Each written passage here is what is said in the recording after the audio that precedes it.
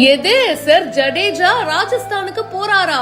ஏங்க என்னங்க இது? அட போங்க, தளபதியை இப்படி பிரிச்சு வச்சுட்டீங்களே. 2012 ஜடேஜா அவர்கள் நம்ம சிஎஸ்கே டீமுக்குள்ள வந்தாரு. அப்பத்துல இருந்து இப்போ வரைக்கும் ஒவ்வொரு சிஎஸ்கே ஃபேனுக்கும் தோனி எந்த அளவுக்கு ரொம்ப பிடிக்குமோ அதே அளவு ஜடேஜாவையும் கொண்டாடுறோம். எங்க தளபதி எங்க ராஜான்னு தூக்கி வச்சு செலிப்ரேட் பண்றோம்.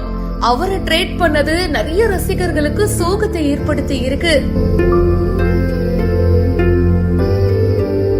ஒவ்வொரு மேட்சும் நம்மளோட மனசுல அப்படியே இருக்கும். அதுவும் 2023 ஃபைனல் மறக்க முடியுமா? 10 ரன்கள் தேவைப்பட்டுச்சு. லாஸ்ட் ஓவர்ல 2 பால் தான் இருந்துச்சு.